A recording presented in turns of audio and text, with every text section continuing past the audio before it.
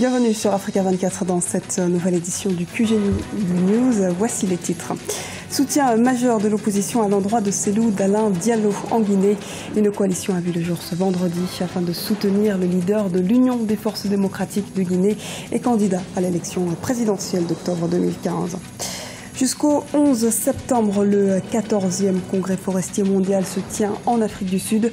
Au menu de la rencontre, plusieurs axes de réflexion, dont l'exploitation raisonnée des forêts et leur protection. Sport enfin d'édition avec un gros plan sur les 11e Jeux africains de Brazzaville. Au 800 mètres natation, l'Égyptien Ahmed Akram a remporté la médaille d'or tout en établissant un nouveau record. Mais avant de développer ces titres, un mot sur les élections présidentielles aux Comores. Oumed Msaïdié, le ministre de l'Intérieur et porte-parole du gouvernement, a rappelé les priorités de l'État qui souhaite respecter le calendrier électoral déjà établi. En mai 2016, le nouveau président de l'Union des Comores devrait être en fonction en remplacement du président Ikililou Douanine. Seul bémol, la polémique prend de l'ampleur quant aux éventuels candidats. Le système dit de la tournante, qui consiste à élire comme président tour à tour un natif de chaque île de l'archipel, a une fois de plus été évoqué par le porte-parole. L'opposition a relancé le débat en appelant à des assises nationales afin de dresser un bilan et d'évoquer les divers dysfonctionnements. Front commun pour l'opposition guinéenne, une coalition de partis politiques s'est engagée à soutenir le chef de l'opposition guinéenne, Cellou Dalein Diallo, et il est également le leader de l'Union des forces démocratiques de Guinée, l'UFDG, à l'élection présidentielle du 11 octobre. Les précisions d'Ibra Khadindiaï et Arwa Barkala. Une nouvelle coalition politique est née en Guinée. Dénommée Alternance démocratique 2015, elle s'engage à soutenir Cellou Dalein Diallo, le chef de l'opposition et président de l'Union des forces démocratiques de Guinée, à la présidentielle du 11 octobre 2015. La question qui se pose, c'est de savoir si l'opposition qui s'est toujours battue pour une alternance peut réellement parvenir à ses fins. C'est Cellou Dalein qui reste le chef de file de l'opposition, en tout cas à se fier des résultats des dernières consultations présidentielles. Il reste le chef de file de l'opposition. Parmi ces partis, un parti même qui prend part à la présidentielle, mais au premier tour. C'est un parti tout nouveau qui est le BL, qui est né il n'y a pas 3 ans, tenu par l'opposant Faya Milimono. Donc la question qui se pose, c'est de savoir si réellement cette opposition pourra réussir à évincer Alpha Condé du pouvoir. En tout, la coalition lancée par Cellou Dalein Diallo est composée de 8 partis. Une alliance politique qui comprend la quasi-totalité des membres de l'opposition. Seuls Lansana Kouyaté et Sidya Touré, tous deux anciens ministres, ont choisi de ne pas rejoindre cette alliance. Sidya Touré, lors de la présidentielle de 2010, il était censé être le faiseur de roi. Il a signé alliance avec Cellou Dalein Diallo sous la bannière de l'alliance dénommée Cellou Président. Tout comme celui qui le suivait durant de cette présidentielle également, celui qui est venu 4e lors de ce scrutin de 2010, c'était Lansana Kouyaté. Cet autre avait signé alliance avec le RPG Arc-en-Ciel qui a finalement fini par propulser Alpha Condé à la magistrature suprême du pays. Donc, tous ces deux ténors de l'opposition ne font pas partie, pour le moment, ni de l'alliance qui se noue du côté de l'UFDG, ni l'alliance qui se noue du côté du RPG Arc-en-Ciel, tenu par le président candidat à sa propre succession. Rappelons que la présidentielle est prévue pour le 11 octobre 2015. 6 candidats sont en lice pour ce scrutin très attendu. Laurent Gbagbo reste en détention à La Haye. La chambre d'appel de la Cour pénale internationale a rendu son arrêt ce mardi sur l'appel de la défense de l'ancien président ivoirien. Ce dernier patientera en prison jusqu'au mois de novembre, date fixée pour son procès. La Cour a rejeté les 2 motifs d'appel qu'elle n'a pas trouvé d'erreur juridique ou factuelle dans la décision de la chambre de première instance. Ouverture du 14e congrès forestier mondial depuis ce lundi 7 septembre en Afrique du Sud. C'est la première fois que cette conférence organisée tous les 6 ans par l'Organisation des Nations Unies pour l'alimentation et l'agriculture se tient sur le sol africain. On fait le point avec Arwa Barkala. Pour la première fois, le congrès forestier mondial se tient en Afrique. Il s'est ouvert ce lundi 7 septembre à Durban, en Afrique du Sud. Organisée une fois tous les 6 ans, cette 14e édition a pour thème « Les forêts et les peuples, investir dans un avenir durable ». Aujourd'hui, si cette conférence se tient en Afrique, c'est que les problématiques sont d'actualité en Afrique. L'Afrique perd beaucoup sa forêt. Et deuxièmement, dans un contexte aussi de COP 21, la conférence des parties, dans le cadre de la Convention cadre des Nations Unies pour les changements climatiques, c'était peut-être aussi important. Aujourd'hui, c'est d'autant plus d'actualité que ça se pose en Afrique, parce que les pays africains sont de plus en plus aussi impactés par le changement climatique.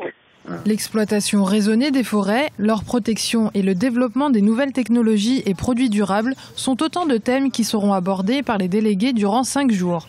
Entre autres objectifs annoncés, rationaliser l'exploitation des forêts, mais aussi donner un cadre de préservation des massifs forestiers. Aujourd'hui, qu'on soit paysan, qu'on soit industriel du secteur forestier, il faut s'inscrire dans la durabilité, et ce thème, c'est aussi pour sensibiliser tout simplement les populations africaines à avoir une gestion durable des forêts.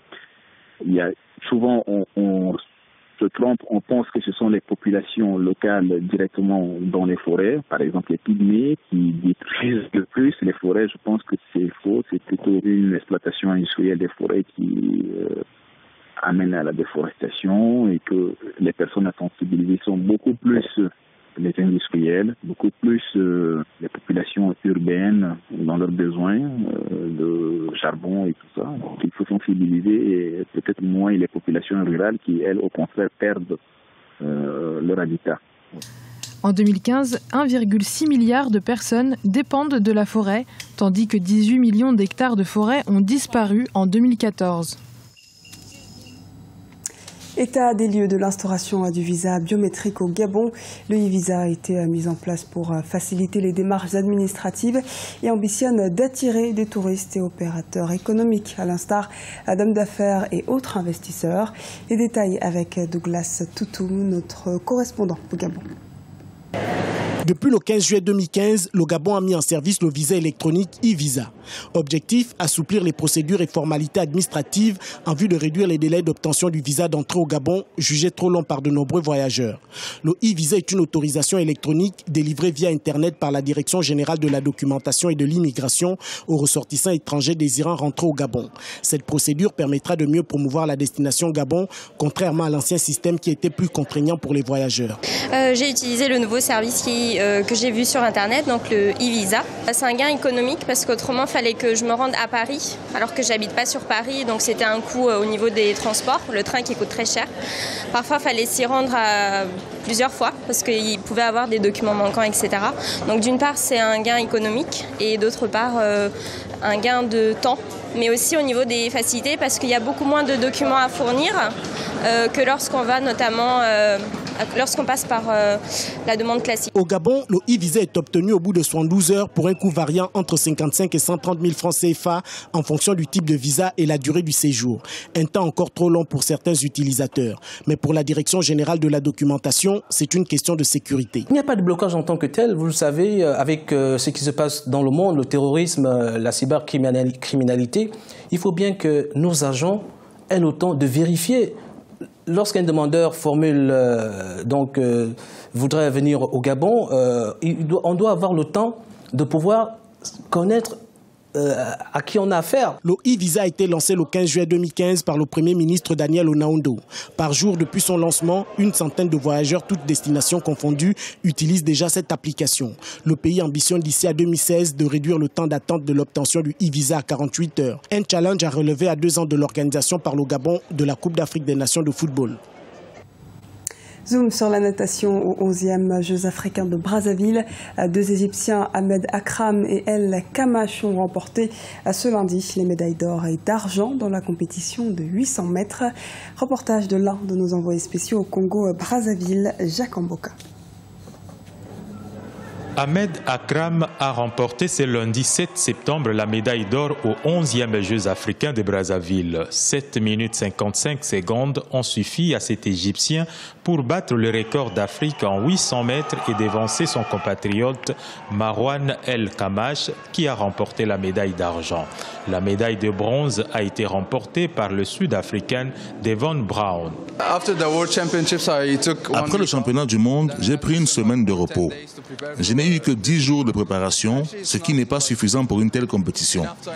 Je viens du championnat du monde où j'ai occupé la 9e place. C'était trop bas pour moi. Maintenant, je suis très content du résultat que je viens de réaliser. Pour la Fédération africaine de natation, qui se félicite de la bonne organisation de la compétition, les 11e Jeux africains de Brazzaville est la meilleure de toutes les compétitions en natation organisées en Afrique. J'ai vu et assisté à plusieurs compétitions en Afrique. Pour moi, celle-ci est la meilleure de toutes les compétitions de natation organisées sur le continent. Nous avons eu 31 pays qui ont participé, ce qui est un record pour toutes les compétitions organisées en Afrique. Le résultat durant les 2 jours de la compétition place l'Afrique du Sud en tête avec 17 médailles remportées. L'Égypte vient en seconde position avec 15 médailles devant l'Algérie qui n'a remporté que 6 médailles. 160 athlètes masculins et féminins issus de 31 pays prennent part à cette compétition qui s'achèvera le 11 septembre. Et retrouvez tous les jours sur Africa 24 pendant les 11e Jeux africains, le journal des Jeux à 16h15 GMT, ainsi que le club des Jeux à 20h GMT. Ce journal a été réalisé par l'ensemble de la rédaction. Merci pour votre fidélité. Dans un instant, une nouvelle édition de l'actualité sur Africa 24.